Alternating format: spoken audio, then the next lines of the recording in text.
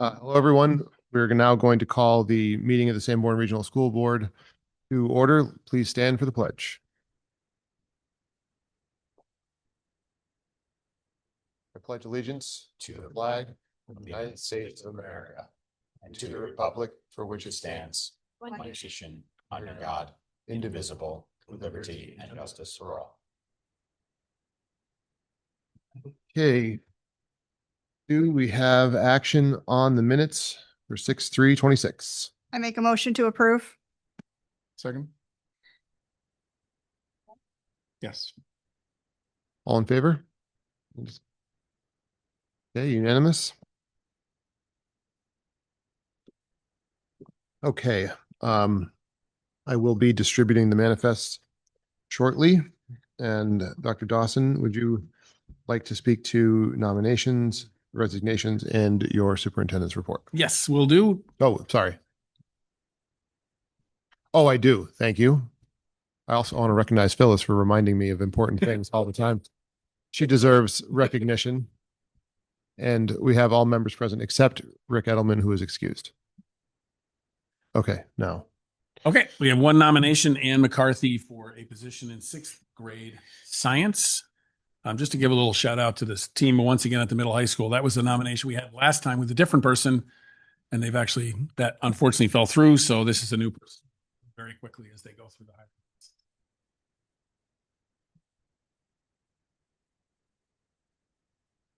We need to accept that. Oh. Motion to accept. Second. Any discussion? All in favor? We also have one resignation to announce. Heidi Zollman has resigned as our literacy coordinator. She primarily works grades K-5. Christine is nodding her head, so I actually got that one right. It's always validating in my life. So that's just an announcement. Switch over to my board info sheet. A couple of updates for you from my level. Dr. Brown and I have been swapping a few emails, and she did stop in at Facilities and Finance today to give us an update on some coming legislation. And I will tell you, some of this stuff is really, really confusing. So she and I have been going back and forth. She's been very good about helping me out, understanding much of it. First, we may see legislation coming very soon that will impact the process by which we maintain our contingency funds with the district. She was explaining that in the other room, and I find the whole thing really confusing. It's on the governor's desk. There is some hint that she may or may not sign some of these things or do what's called a pocket veto. If she just doesn't do anything, the legislature is out of session now, so those bills will just die. That's the way it works. So there's new rules, and you have to go to a warrant article now if that passes to do a contingency fund. These are not our year-end funds we've been talking about for a couple of weeks. This is I believe the board voted to save 1.75% year to year as a contingency for if you basically spend all your money in the year, you have some money left over to spend. So they're changing some wording on that. They're also talking about how end of year funds are done. And that's getting a little tricky, but all the laws are incredibly difficult to understand. So if any of you guys, when you were in the facilities meeting, you were there for all of what Dr. Brown said, and might be valuable to share that if you feel differently about any of those. One other bill rolling through the legislature right now is one that may force a budget cap question to go on the November ballot, which is a unique way to do it for the state. In that budget cap question, they refer to inflation as being the driving factor, where a budget year on year would only be able to rise the amount of inflation. But I don't believe there's any language in the bill that defines what inflation is. There's many measures of how inflation could be judged, and they don't define that in the legislation as I understand it. And like I said, these are currently on the governor's desk, and what she's going to do with them is a good question. We have only a couple of positions open in the district. I believe it's 2, might be 3 right now. Math teachers, if anybody in the world out there, hundreds and thousands of people watching tonight, know anybody who wants to teach high school math, we are in desperate need of a high school math teacher. We have currently the same number as 2 weeks ago, 88 kindergartners registered. I think I mentioned last week, we figured out where the bump came from, and these are the COVID babies coming through the system, which is, stop giggling. So that was March of, 6 6.5 years ago or 5.5 years ago. And now these kids are ready for kindergarten. So we're going to see that bump. Had 87 the last time. What did I say? You had 87. Did I say 87 last time? Okay, we're at 88. So we're getting there. If we can kind of handle 2 more. We may have some kids drop out over the summer or go elsewhere, and we may get some additions. And Andrea Lancy at Bakey has done some looking into that. And the history there has been, it's been roughly a balance from about this point, but a whole lot of parents, over 70 sets of parents were there for kindergarten orientation. So that's great. And at some point, there may be a decision that has to be made as to adding another section of kindergarten, or that would be my personal recommendation, or reshuffling some staff. Last piece, I want to just thank everybody on the board, past, present really, and past, for the opportunity here at Sanborn over the last 9 years. I've been an assistant principal, the athletic director, and for some crazy reason, you all decided to let me be the interim superintendent a year ago. I know I've had some really great memories and met a whole bunch of great people. I've added 5 grandchildren to my life in that time. That's been kind of fun. So it's been an interesting ride. I am a far from perfect person. This year's been a real challenge, and every once in a while, I think I've got it nailed, and I'm like, oh yeah, that went a total other way that I didn't think. So if I had another trip around the sun, I'd probably have a better look at some of those things. But there's been some mistakes, but I think there's been some real successes. I'm extremely happy with the team that we've assembled at the administrative level in the district and the teachers that we have, and had a great time moment really this morning, not only sending off I think it was around 9 or 10 retirees. Phyllis is nodding her head, 9.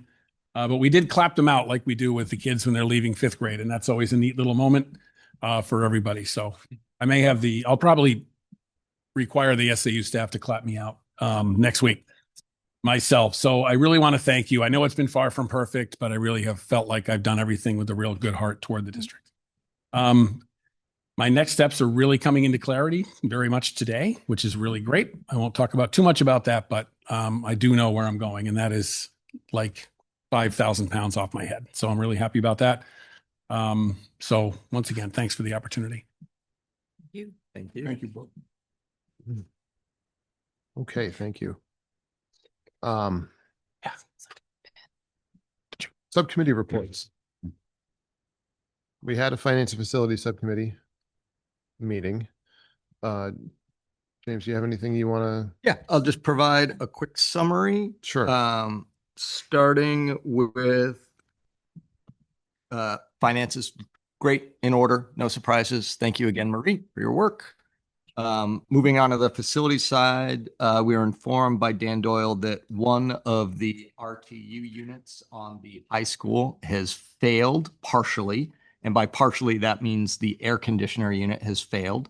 We made a determination to take no action at this specific moment, but it is a very important signal, and this has been in our capital improvement plan for a while, that all of the RTU units on the middle high school building's roof are 7+ years over their anticipated lifespan, and we should see this first unit failure, air conditioning only, so heating still works, is a clear signal that we will have to take some action likely next summer. So that will be an increasing topic in future months as we talk about how to fund that major capital improvement expense to replace all of the aging RTU units. So that was useful. We also had a nice update on the legislation with the superintendent already talked about. None of those things are law yet, but it's interesting to see them work through the different House and Senate versions, and then we'll be sure to respond when and if they become law. And then the final piece, we were really glad to have Kathy and Steve from the Sanborn basketball group representing kind of a group of engaged community organizations who are working at the Swayze gym.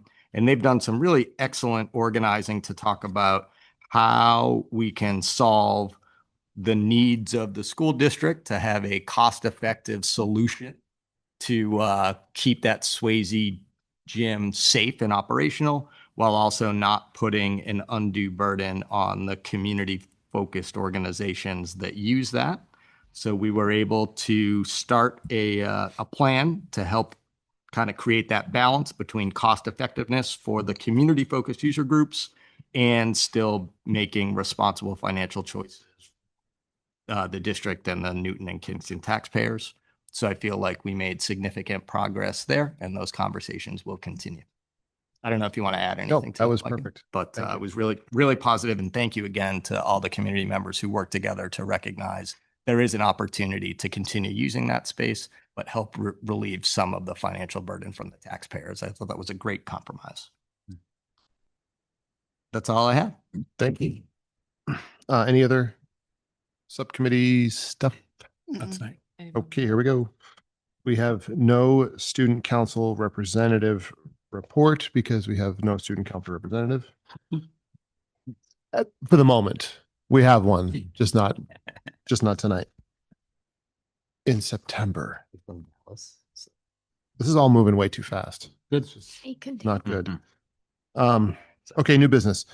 We have an update related to policy GDB, which regards non-union support wages. We have two comments that are going to be that have been requested to be read into the record at this meeting. One, Jeremiah, you have one. If you would begin. Is that Do you want to do Rick's first? is it you want me to do Rick's? Yeah. Okay. The other okay. The other is for from Vice Chair Rick Edelman, who is not here tonight, but requested that this be read into the public record on his behalf. So I am Rick for the time being. As I am unable to attend tonight's board meeting, I've asked that this statement be read into the public record. The statement concerns the recent issuance of non-union support staff employment agreements and the process utilized in determining compensation adjustments for those employees. Policy GDB states that hourly rates for non-union support staff positions will be established annually by the school board. Following my review of board records and correspondence with administration, it has been confirmed that board approval was not sought prior to the issuance of the agreements. In his written response, the interim superintendent acknowledged that he did not seek board approval before the agreements were distributed.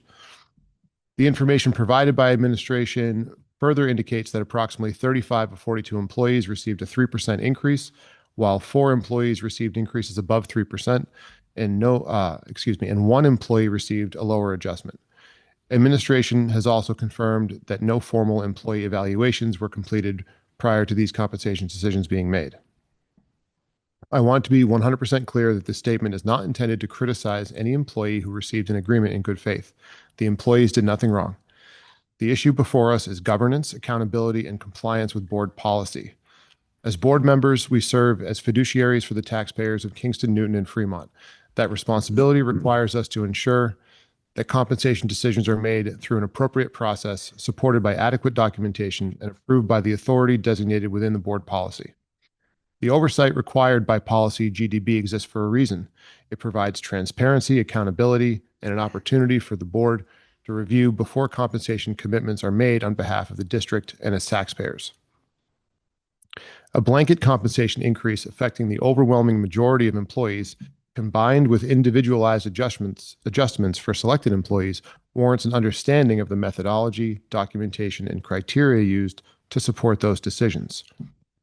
The administration has indicated that the compensation adjustments were largely based upon a broad and voter-approved budget, a board and voter-approved budget increase.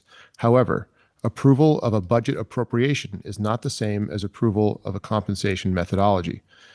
The existence of funding does not answer how compensation decisions were made, why nearly all employees received the same increase, how individualized adjustments were determined, or whether employee performance, market condition, retention concerns, or other objective criteria were considered.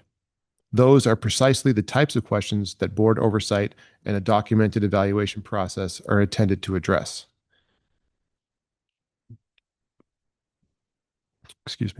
Further, our employees deserve confidence that compensation decisions are made through a fair, transparent, and consistently applied process. One of the primary purposes of evaluations and supporting documentation is to differentiate performance, recognize exceptional contributions, and provide an objective basis for compensation decisions. When the overwhelming majority of employees receive the same adjustment, it becomes even more important that the methodology and supporting documentation be clearly understood. Without a documentation process, the board and the public have no objective means to determine whether compensation adjustments were tied to performance, market conditions, retention concerns, or some other measurable criteria. To date, I have repeatedly requested answers to straightforward questions from the interim superintendent, including if evaluations were not completed, what criteria were utilized in determining both the general compensation adjustments and the individualized adjustments made to certain employees? Does documentation exist supporting the compensation determinations, recommendations, market comparisons, salary studies, merit assessments, or other factors utilized in establishing the final compensation adjustments? While the administration has now confirmed that no formal evaluations were completed and has provided a general explanation regarding the compensation decisions, questions remain regarding the documentation, methodology, and supporting analysis utilized in determining both the blanket increases and the individualized adjustments. The lack of answers is concerning because the board cannot effectively exercise its oversight responsibilities without understanding the basis for the decisions that were made. To date, no documentation supporting those decisions has been provided to the board. Equally concerning is that this process appears inconsistent with past practice. Under prior administration, compensation recommendations for non-union employees were presented to the board for discussion and approval before agreements were issued. That process recognized the board's role under policy GDB and provided the transparency expected by the public. Reasonable people may disagree regarding the amount of any compensation increase. However, there should be no disagreement that board policy should be followed and that compensation decisions involving taxpayer funds should be supported by a documented and transparent process. My purpose tonight is to ensure that the public record accurately reflects that board approval was not sought prior to the issuance of these agreements, that no formal employee evaluations were completed before compensation decisions were made, and that questions remain regarding the documentation and methodology supporting those decisions. Accordingly, I believe that the board should publicly review the process utilized, determine whether policy GDB was followed, and obtain any documentation, recommendations, and compensation analyses or supporting records relied upon in making these compensation decisions. The board cannot fulfill its fiduciary responsibilities based solely upon verbal explanations after the fact. The issue is not whether the employees deserve fair compensation. They do. The issue is whether compensation decisions affecting taxpayer dollars were made through a thoughtful, transparent, documented process consistent with board policy and appropriate board oversight. When policies designed to provide oversight are bypassed, the board has an obligation not only to ask questions, but to insist upon answers. Transparency, accountability, and adherence to board policy are not optional. They're fundamental responsibilities owed to our employees, our taxpayers, and to the communities we serve. This is respectfully submitted, Rick Edelman, Vice Chair of the Sanborn Regional School District. So that was from Rick Edelman. And Jeremiah, I understand you also have a Yes, a please. note. Yep. Mine is significantly shorter. So Thank you. yeah, Asked me to read that too. you're right. To the residents and taxpayers of Kingston, Newton, and Fremont, I want to address a matter that was recently come to the attention of the school board. Since the last board meeting on June 3rd, various members of the board have become aware that employment contracts for numerous administrators and staff members have been extended without prior board approval, acknowledgement, or awareness, despite board policies that govern such actions. Upon learning of these actions, board leadership immediately began gathering facts and seeking answers. As part of that process, relevant policies were reviewed, information was requested, and answers sought to better understand both the scope of these contract extensions and their potential financial impact on the district. Many questions still remain regarding the implications of the interim superintendent's decisions. Some may point to actions taken in previous years or by previous administrators as justification for what has occurred.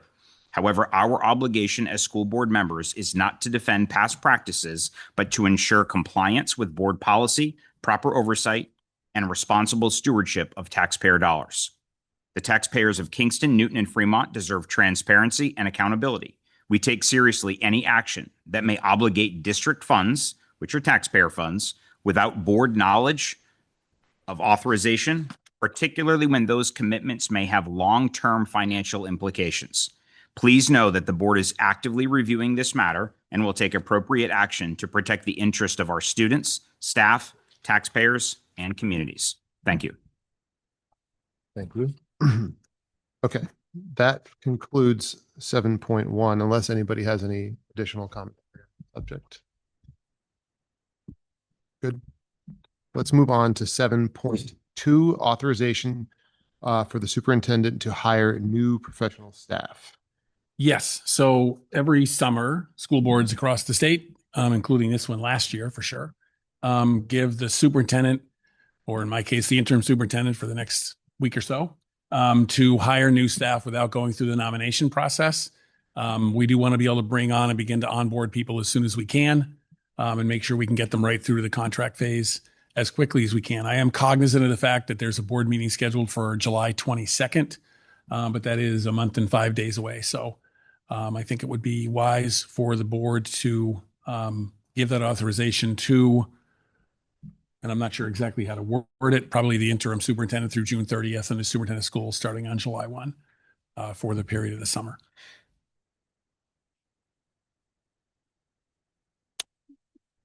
Let's have a motion so we can talk about it. Make a motion to authorize the interim superintendent through June 30th and the new incoming superintendent starting July 1 to hire professional staff over the summer. Second. Discussion. From a context perspective, do you have a rough idea of the quantity of professional staff that might fall under this timeframe? Stand by. I believe right now we have 3 openings. Yes, we have and actually one I don't think would fall into that because it's a long-term sub, but we have the math position at the high school. And I believe right now there's only 1 opening, but of course there's what I tend to refer to as the summer churn where a teacher may resign next week. And then the idea is we can jump on people as quickly as we can and get them onboarded, get them basically through the process so they can feel comfortable. We can get them insurance. Mhm. Those sorts of things can happen. So I don't anticipate a lot of these. I want to say last summer, I don't believe we had we had actually more than usual last summer, to be honest. But No, you guys were busy last summer. yeah, last summer was busy, but this year the 3 principals have done a fantastic job, like I said, of being very caught up. But there will inevitably be resignations that we get during the summer, but I don't believe it'll be a lot. And I would assume, and I'm speaking for Adam, he's out there watching, I'm sure, but that if he gets somebody on July 17th, he's going to bring them to the board on the 22nd. It's those ones that we might get as soon as next week. We find a math teacher next week. I want to be able to jump on that person and get them approved.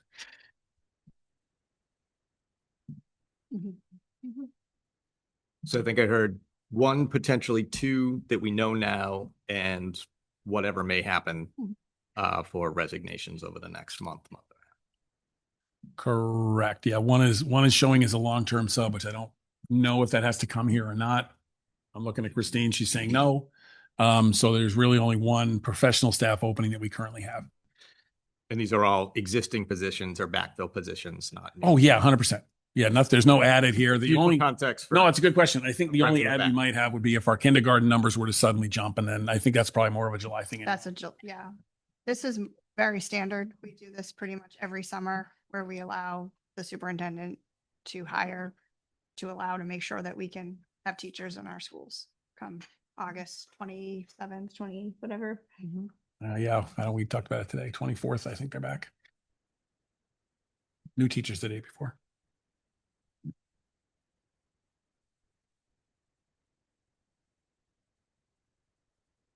Any other discussion?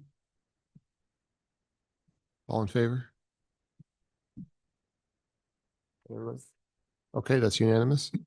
Let's do a double take here for authorization for the business administrator to pay bills and the payroll over the summer. Similar thing. I don't believe we've actually done this in a couple of years. Is that the memory? Yeah. We talked about this a couple of days ago. Oh, we have every We year. do this one too? They Yep. forgot to do Perfect. it last summer, apparently, but it normally Yeah. is. Okay. Well, there you go. Paid last summer. I didn't see it last year, so it seemed like something I hadn't seen before. Typically what would happen is Lisa would send out the manifest and the payroll manifest in the summer, and then you guys would just email back saying, yes, I approve. instead of physically signing it. And we just keep your emails as yes, as your approval. I'll make a motion to authorize the BA to pay bills and payroll. Second. We're going to make this an efficient meeting. All in favor? Okay. I had a sense that there was no discussion needed on. If we say no, do the bills go away? Yeah, the bills go. You don't pay them. Go to the vendors though. Yeah. Yeah. Okay. We are now at first public comment. If you have one, please come to the microphone. I'll go first. All right. Hi, everyone. Hello. I'm Megan Doggett. I live in Kingston. I have 2 students in the district. I came tonight to make a public comment in regards to the agenda item of school board goals and elaborate on Scott Rollins' public comment at the last school board meeting to wrap in specific suggestions from the Sanborn community organization. So I have some specifics. The topic with the most feedback and conversation at our SEO meetings related to your current goal 4, which is community engagement and transparency. I just want to say that the SEO welcomes any board member, district administrator to come to one of our meetings to speak and to educate on whatever topic they seem fit or makes sense based on what's happening in the district. At 2 of our 5 meetings in 2026, we had a school board member come as a resident and speak. It was great. And I think it's an excellent way to build trust, transparency, and community engagement. Another topic high on the list of discussions at our SEO meetings was around communication improvement. So I haven't been at all the meetings, but I've listened to the, on YouTube, I've seen the meetings, the discussions around the potential new app that's been discussed. So I'm caught up on that. I think it's great. I just wanted to highlight some discussion that has happened, but also happened at the SEO, that it's important, we believe, as a group, that it's open to anyone in the community to be able to access.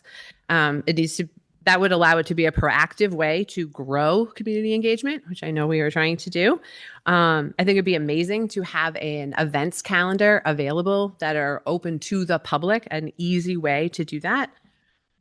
For student performances, whether it's music or plays, performing arts, athletic events. There was suggestions at an SEO meeting about posting videos of our performances, of finding ways to highlight amazing student success, mostly related to our graduating seniors every year. There's always some amazing successes that would be great to have an easy way so that the greater community of Kingston and Newton and Fremont can see what's happening in our schools. I loved the suggestion as a parent personally to wrap the Sports U app into this app of that. Schedules, chats, having one app with all related athletic events. They do a great job in that app and it is great. But a single app would be better. Another thing that came up at our April SEO meeting, in the recap, we discussed the individual parents at different schools feel very informed about what's happening at the school. But there was an example of a parent who said, I only have kids at Bakey and I feel caught up in the Sunday night newsletters. I know what's going on, but I have no idea what happens at the high school. And he was hearing conversations during our meeting. So even cross-school communication in an app, I think, is going to be really important. So I wanted to highlight that. And I would love to see a goal that is around successful implementation and a maintenance plan for a new communication tool supporting parents, staff, residents. And I'm sure you could recruit any SEO members if you want feedback or testing as you're setting stuff up. I've been part of implementations of technology such as this, and having some sort of testing or like dev space to be in and give feedback on before I go live usually is very productive. So I'd offer that up. And lastly, I want to talk about the current goal number 1, which is to improve academic achievement. I am curious to see where we are as a district, since I know the individual. I have my own children's SAS scores came out. So I'm curious to see how we look as a district. At our May SEO meeting, we reviewed public high school rankings that are out there, and whether you agree with them or don't agree with them. What came out of that meeting and my research in that was the 3 most used quantitative measures to evaluate a district are state test scores, graduation rate, and post-secondary enrollment rate. I had help from Christine to get from the DOE, the New Hampshire DOE, our statistics as Sanborn. And I was looking into benchmarks that exist in New Hampshire. I think it would be great to have a goal that was related to a specific target, like we're trying to reach as a district, communicate it. I think the kids should know what that it is. I think staff and parents, if we're rallying behind a goal as a community, sometimes it's easier than like a growth metric, which is what's in there today, just as a thought. And I would love to see supporting high achievers. So in looking at in some more detailed data that I got as part of the SEO, when we were looking through the test scores, there's a high percentage of our students that test above average. As by grade level, you could see that breakout. And we're investing in a middle school science curriculum, which I think is great. And I would really love to see a way for us to think about weaving in supporting and attracting high achieving students as well. Focus on that. I understand why we're focused on interventions for those that are testing below, but I would also love to see the focus on the other side of that spectrum, more enrichment at Bakian Memorial, leveled classes at middle school. 7th grade is as far as I've gotten, and I know there's an advanced math offering in 7th grade, but that's the only kind of academically tiered class that I'm aware of in middle school. And I just think it'd be great to set us up for high school offerings in that way. So thank you so much. Thank you. Thank you. Thank you.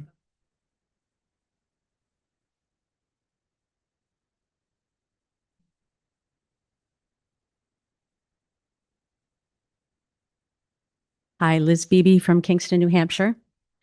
I'm speaking up today because I genuinely care about our students, and my goal is to remain in support of the high school students and the curriculum as it is currently. You know, I have substituted for 10 years at the high school and been a para for the last 6 years, so 16 years employed by SAU 17. This year, there were only 3 paras covering 9th, 10th, 11th, and 12th grade. However, when I started, there were 2 per grade. And we have done our best to keep in compliance. And now we are being told that we are being reassigned 2 out of the 3 of us to the middle school.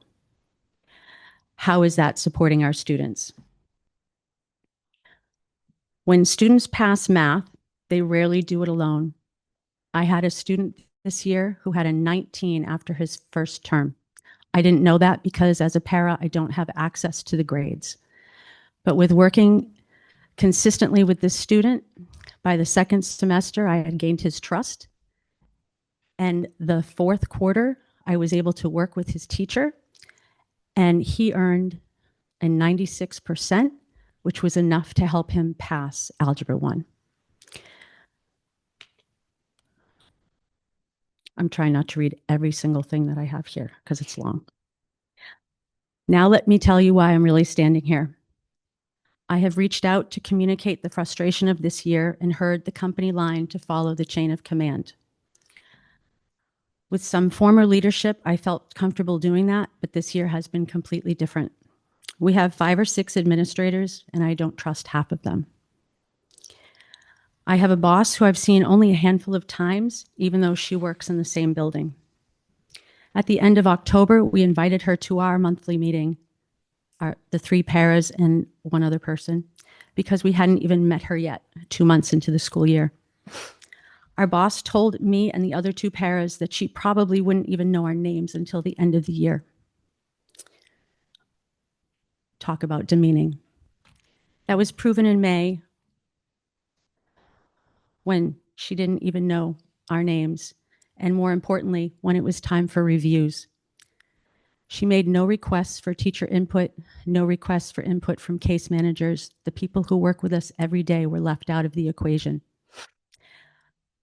Instead, each of us were treated to a classroom visit in which we were either present for a test, not present because of escorting a student to the office, or during note-taking when we are not working directly with the students. It was not representative of what we typically do in a class or a day, and our reviews were not accurate reflections of what we do. They were cut and pasted from a random set of expectations. Furthermore, we have never formally met our boss's boss. I have said hello to her in the hallway after looking her up online, but my colleagues have never seen her and couldn't pull her out of a lineup. I have seen the people in this room more often than I have seen either of my supervisors, and I do appreciate you for that. I feel that we have established some rapport that you might have some respect for me, and I thought that was valuable enough to trust you with my concerns. I have spoken to our acting HR person, Christine, who is a fantastic listener and feels our frustration, and she deserves a raise, a bigger title, the power to enact change, and a cape. Not for lack of trying, but because of the damage that has been to our district and the SAU by the former superintendent and the abandonment of our former HR person, nothing has improved, and our trust in administrators remains compromised. That is why a person, me, would reach out to a school board member. Lack of trust in leadership and a need for change. I haven't even aired my full grievance, and the reason I have nothing to lose. I was told on Friday that they were going to move me into the middle school. Rather than solve a problem with training and stronger leadership at the middle school level, they want to take me from a position where I have thrived and helped students across a very important finish line, AKA graduation. They would like to move me to help 7th graders in math primarily, but other places, to support a new case manager and to support the students. I've been told this many times. We looked at where the student need is. I don't know how any of you feel about math, but it is often the least popular subject for paras, and students need to pass 4 years of math in order to graduate. Without a math interventionist now, how will the high school students pass when it is the most important? My boss tells me that they have the ability to hire up to 6 paras this year, and I pray to God that there are applicants to support that. This is a thankless job where we make less money than I made 30 years ago, but I do it for the students and the insurance. I told my boss that if this change to the 7th grade is enacted, that I will probably not be back in the fall. I love the Sanborn district. I love the people that I work with, but I am exhausted after this year of working with this leadership that fails to ask meaningful questions or listen to outside perspectives on anything that has worked in the past. I am all for change when it's for the better. I had really hoped this would be a year of improvement, but I'm sorry to report that it is not. If you as a school board are not available to hear grievances, you will continue to lose good people from the district. I appreciate all of your commitment because I know you have a thankless job as well. And I thank you for listening because I really hope it will help the students. Thank you. Thank you, Liz. Thank you. Thank you, Liz.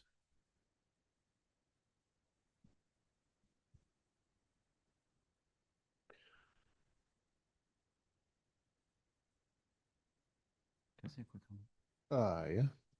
Yeah, Liz, I just want to say, maybe a little out of turn, but I'm going to do it anyway. Thanks for coming forward. That's a lot. That's a lot for you to share.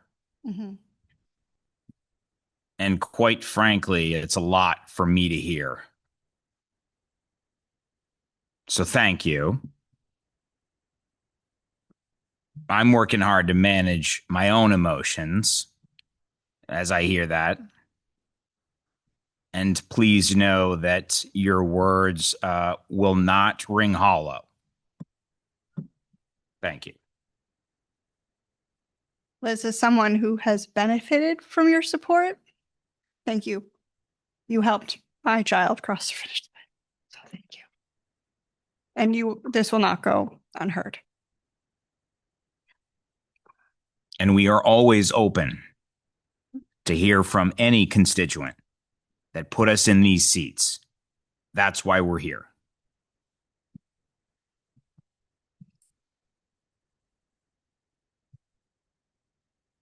Anyone else? Any other public comment before we move to the next agenda item? Okay. Let us now go to old business. Bob, if we could provide a update on the summer enrichment program. Sure. We had, unfortunately, only 13 registrations. And for none of the classes did we come close to the 10 minimum that we needed to run those programs. So unfortunately, we did need to cancel the program for the summer. We did email the parents, and I've arranged to have everyone's checks returned. So if you're waiting on your check, it is on the way. That's Not ideal. We definitely heard some feedback through the grapevine around the increased cost. And I think while people understood the reasons for the increased cost, I think that was viewed as a barrier. So I think that's just something to look at down the road, probably next January-ish, because the second comment we heard was that we were late to the game, which we definitely were. So that's stuff to look at for next year. We can't fix this year, but we can certainly, y'all can certainly look at it for next year.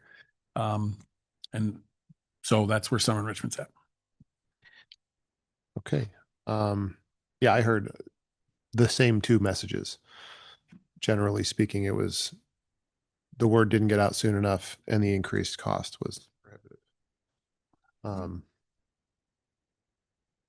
Okay. I think it's worth mentioning that the third factor floating around is a large request for a longer day.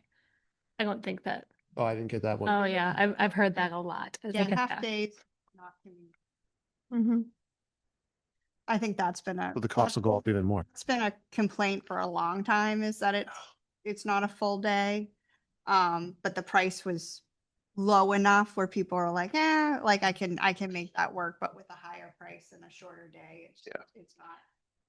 Right. And I think from what I've heard, the high price was worth complaining about. The short day was worth complaining about. Both of those could have potentially been overlooked for exciting programs that they heard about way earlier. Okay. Let's talk now 9.2 about the end of year funds. Marie. Well, that's listed as you. I can do that. Oh, whomever. Okay. Thought you were. Yep.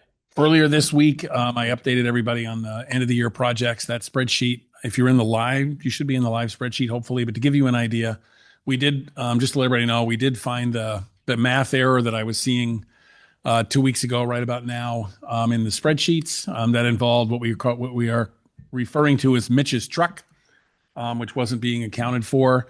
That's, I guess, the bad news. The good news is that because of the way that all the numbers have fallen, and I have to give Dan Doyle a massive amount of credit.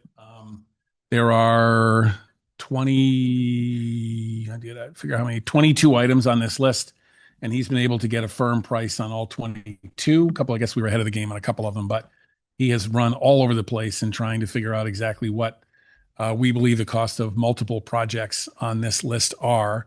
I know you guys as a board have seen this list. I'm happy to go through and help explain. I can have Dan come up and do a little explanation if you want. Just wanted to give you an update of where we were at. And also, the question I think is just on the table because it's worth asking is, do you want to make any adjustments to this list? The one thing that we're currently not accounting for is the truck dump body, the dump truck body on the back. We initially used that as a way to balance the 58,000 we missed for Mitch's truck to see where we were at. We can add that back to there, but I know Mr. Doyle has some thoughts on that as well, that he may or may not choose to share, and I'm looking at him to see what he's thinking over there. I know his concern is the long-term viability of the truck on which that dump truck body would be added.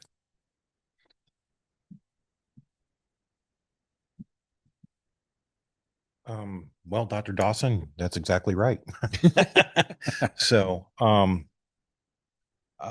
reason why I feel we need to strike that from the list is, like I said, $45,000 to put a dump body on a truck.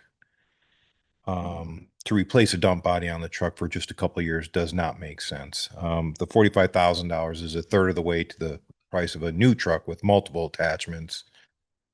If we put a new dump body on that truck, it's not going to fit on any of the other trucks because that's the only Chevy chassis we have in our fleet anyways. So there's no purpose or reason to get that dump body for $45,000. And Dan, what was the price of the truck that you were? I believe it was 130.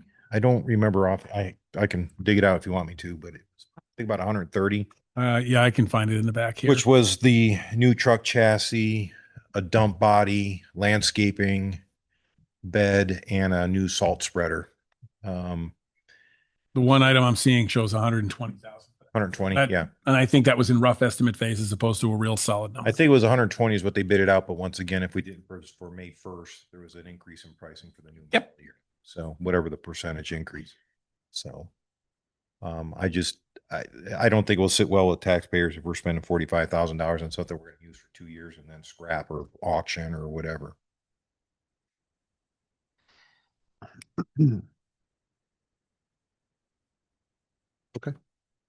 So I don't think there's any action required unless somebody Nope. has a desire to update the list.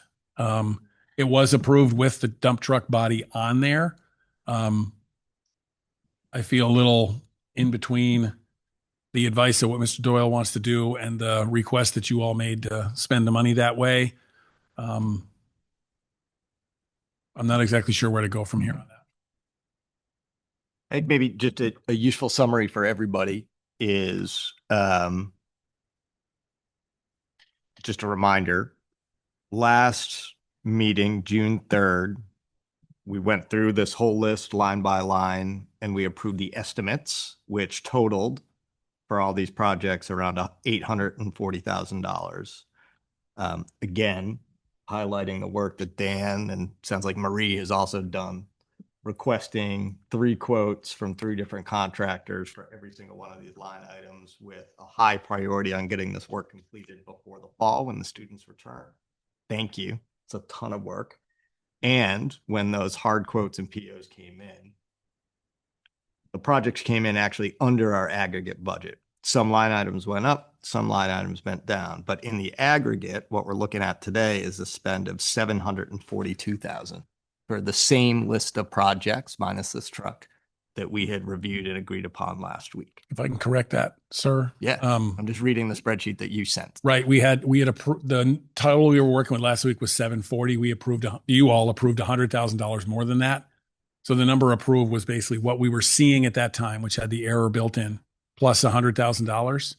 And what we've ended up with is back to that original number, not including the dump body right now. If we put that dump body back in there, which I can do quickly,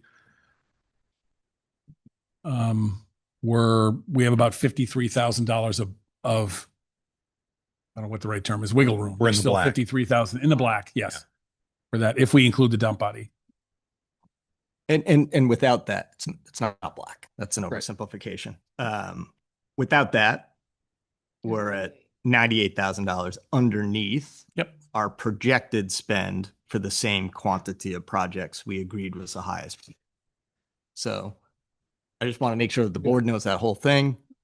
My perspective, mine alone, I think this list is fine. We should leave it and add that additional under budget funds back to the dollars that get returned to the taxpayers. That's my opinion. And if you want to discuss more, I'd be happy. I agree with that.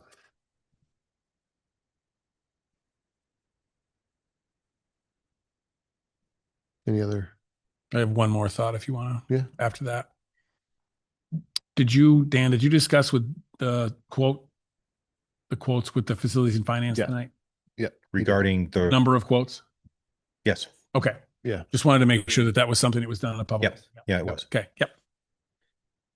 And maybe we should clarify that. As far as I think we just raised a huge question. It's like, what are they talking about? Okay. So Yeah, I'm happy to. We wanna do it? talked about this at length in the Facilities Finance Committee. So policy correctly is to solicit no less than 3 individual bids for every project. That's a way to assure competitiveness in the school district. for policy, anything over $10,000. Over 10,000. Thank you. Which Dan did for every single one of these line items. Now, what happened is 3 contractors did not respond to every single request, or 3 contractors were not able to meet either the target budgets or the target construction timeframes for every single one of those. There were, and this is 3 out of the 27 items we're talking about. So there were 3 of these projects where only 1 qualified contractor was able to provide a price and a schedule which met Dan's goals and the school board's goals. So we discussed in detail and approved going around that policy for these 3 specific cases due to the time sensitivity of the schedule and the need the need to get this stuff done, while also recognizing that Dan and his team met the intent of the policy and put the RFQs out for more than 3 contractors for each of the line items. Would you add anything to that? Correct. I feel very comfortable with that approach. Okay. Thanks for your work, Dan. Sure. Yeah. Anytime. Let's move now on to the updated school board goals. I have incorporated the edits that were received, the commentaries received, which I deemed were made with incredible diligence and wisdom from Kathleen. And our new school board goals have been updated for 26, 27. And I see some of it's already being, has already been updated, but I just put X's in for percentages that I didn't know. Because one of the main considerations in terms of revisions of the goals that we had established was to provide more concrete numbers and measures to how, make the goals smart, but what is the actual measure? Don't just say increase from what to what. That was a common theme. So we've sort of restructured the goals to reflect that. And I think when Adam hits the ground running, we'll have all the information in there, and we'll have a good sense of where we want to go and how we'll measure that journey. So I had done some legwork and reached out for some of those numbers and updated Good. Great. this working document today. I also added a few things, as I had said I would at the last school board meeting, incorporating some of what had come from the SEO meeting. So there's more in there than was before. I don't know that even though I did a lot of this, I don't know that I'm comfortable just saying, these are our goals.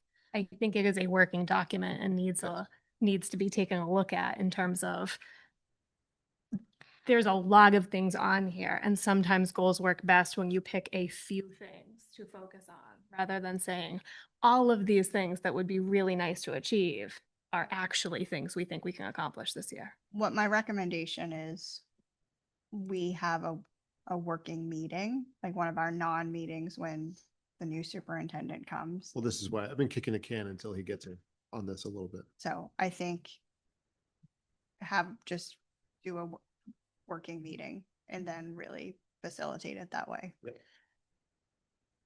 We done, Heather? Yeah. I think Kathleen's work is fantastic. I think all the work previous to that was a good foundation. Kathleen did great work to add to that. Heather, I completely agree with your statement. And I would like to add to that and say, school board goals, and this is more for us as board members, school board goals are nothing if the 7 of us go, this is the goal, this is fantastic, let's go after this. If we do not have the superintendent and admin buy-in of the team, it goes nowhere, right? Everything rises and falls on leadership. We can put all the lofty things we want out there. If we don't have the buy-in of the team, it goes nowhere. And so I love the idea, Heather, of a working lunch or a working meeting, and then getting buy-in from, and not just the superintendent, but administrators as well.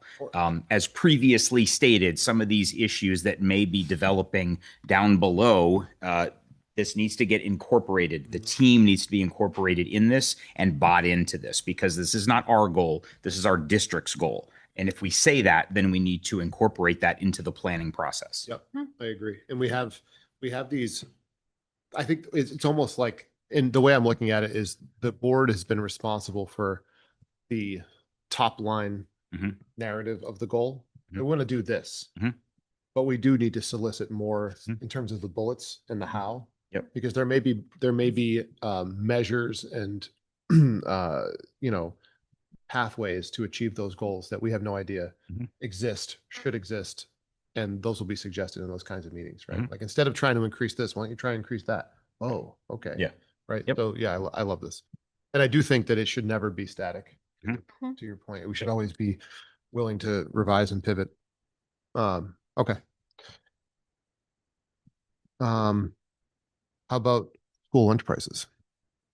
How about them school and How about, So I did go back and I reran the paid lunch equity tool and I spoke to the woman at the state. And when I first came last week, we only talked about the 10 cents increase for each location. But then her and I spoke about the middle school increase, trying to make it level with the high school. And she said that we're technically actually losing money by not making them both the same because it's the same labor rate, food cost rate and everything. And it's technically not fair that the middle school and the high school would have two different rates when they're coming from the same location, the same everything. And if we only increase them 10 cents this year, we will have to increase them next year as well. So if we increase and make the middle school equal the high school this year, we'll end up having a 5-cent credit towards next year's PLE tool that we don't have to increase the price next year. So I recommend increasing all of the locations, the 10 cents plus matching the middle school with the high school, would be. I thought we did that last week. Did we not do that? We- I know we bounced around. Talked but- about it. They, Go ahead. one of us, I know it was not me, Which but one? one of us asked Marie to go back and get some more information. So we didn't, Oh. we were gonna bump the middle school. That's right. up, But. Okay. Yep, I remember that now. Yep. Okay. It was me. No, that's. She was trying to be nice. She that's knew it was fine. you. But I mean, Remember, Okay. Be thorough. that side of the room, that's all. I'm over here now. So I'd like to make a motion to move the middle school lunch cost to match the high school lunch cost, which is the same labor rate and same service provided to be the same. Second.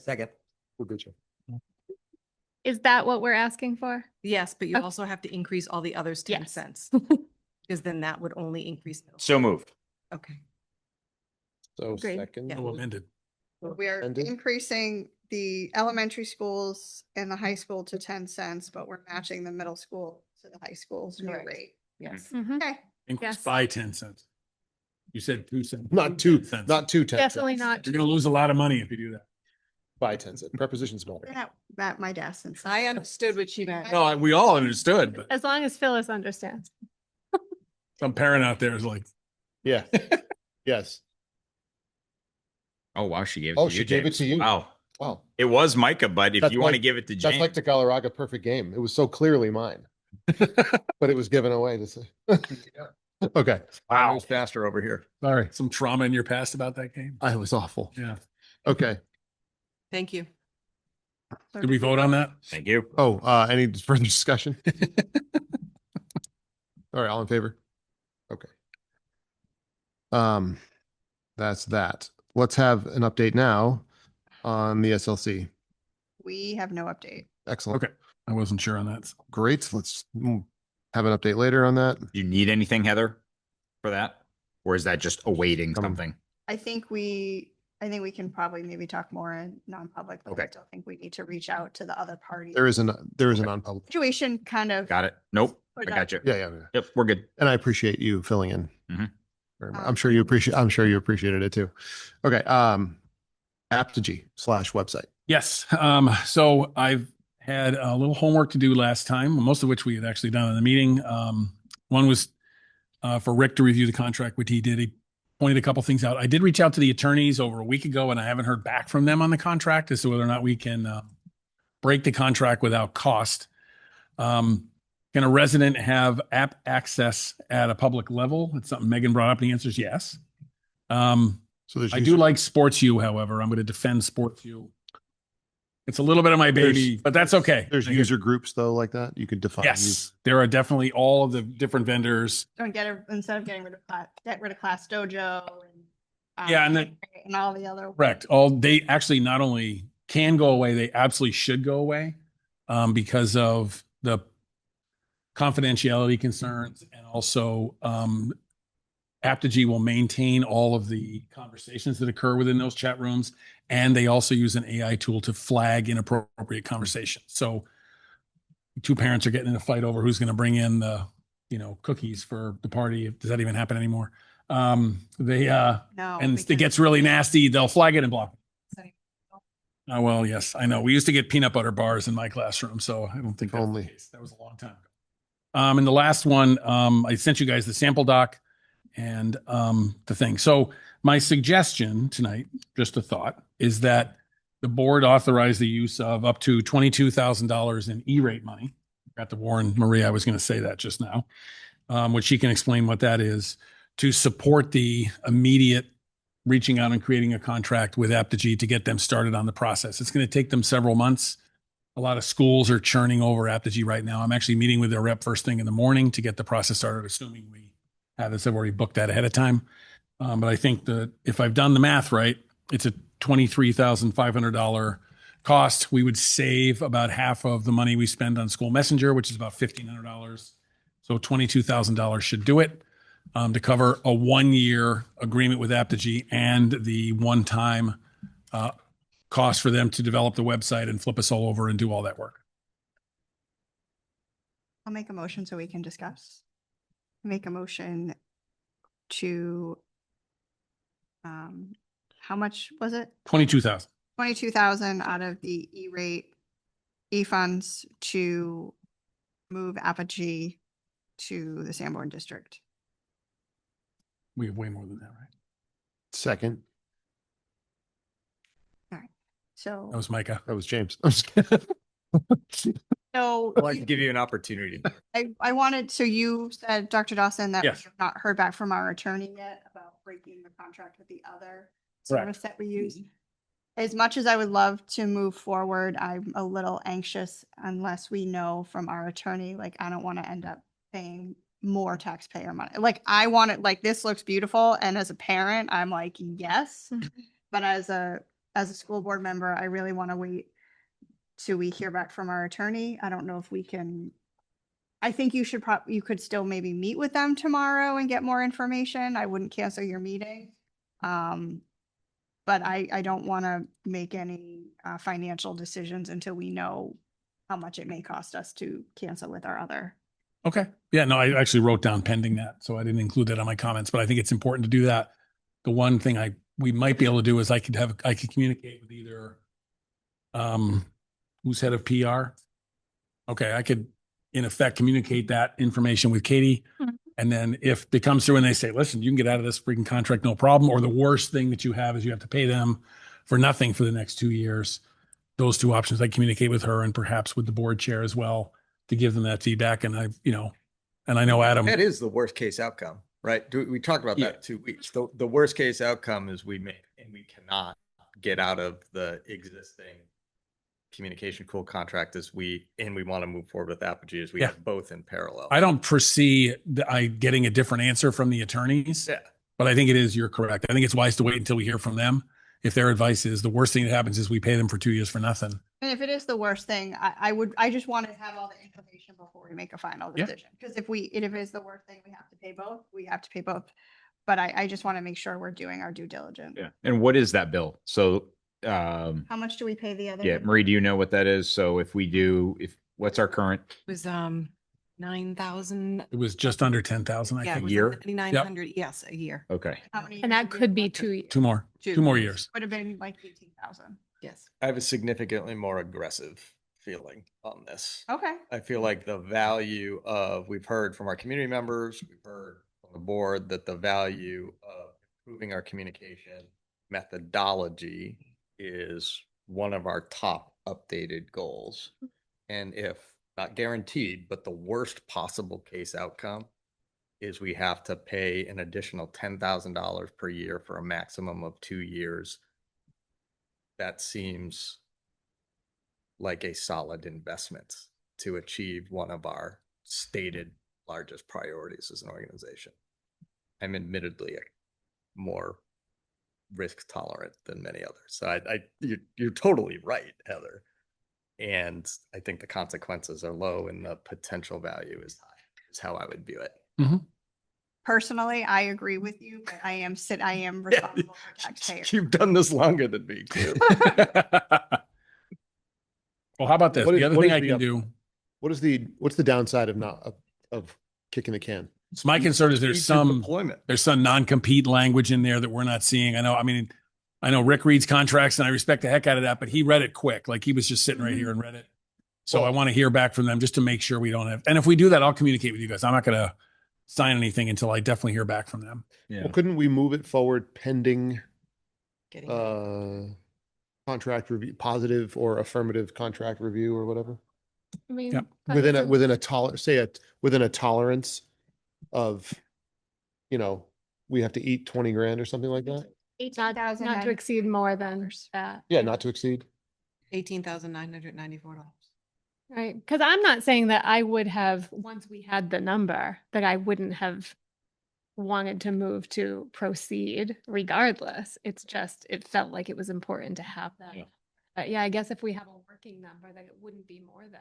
But we don't have that though. To your earlier concern is I'm not comfortable moving forward either. We can do some sort of clause if we want, but we don't know what that fee is going to look like. It might not be just It could be, Pay the- it could be on top. It could be like another 5%. exactly. There- Right. Like when you $50,000 termination fee. try to cancel your Comcast. Yes. Yes. So I want to be cautious of that. I don't just want to go flying off the handle. I agree with you.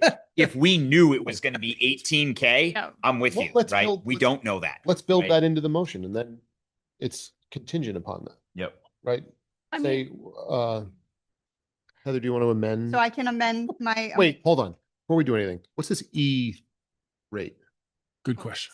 It's E-funds. Whatever. E, what is that? like a donation or a rebate that we get from the communications company every year. Every year we get I've money. never heard of this. Sounds like Monopoly money. My 6 years Yeah. on the board, I've never. So what was the 22,000? So that's to pay for Apogee. Correct. So we would be So we would have, getting easier. It would be a zero tax impact to move to All Apogee right. for the next year, including the upgrade.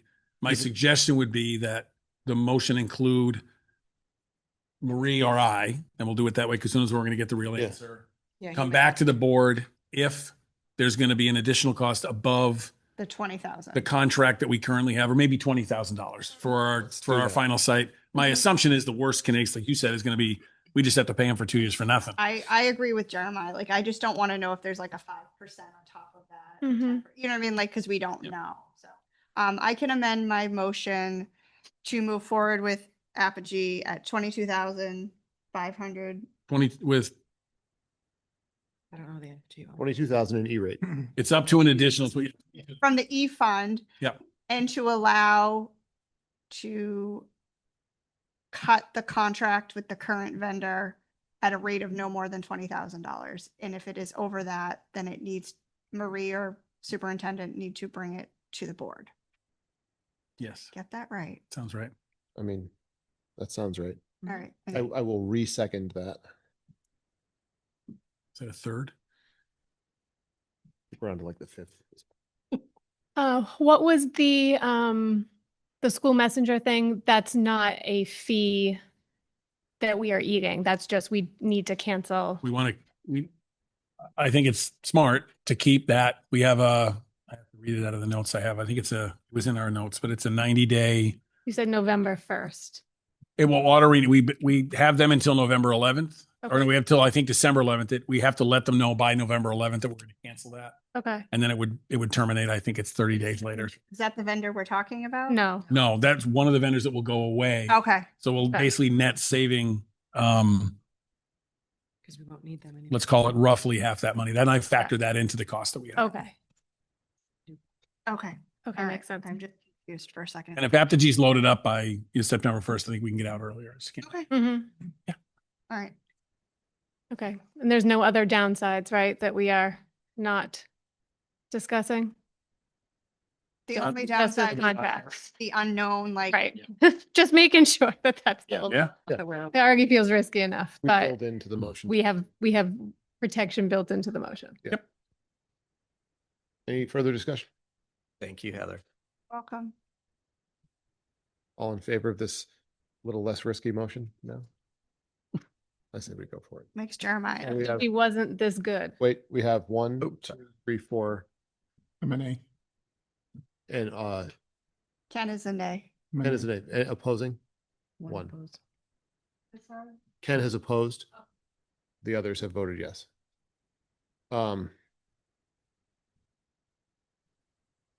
Okay. We have, second public comment.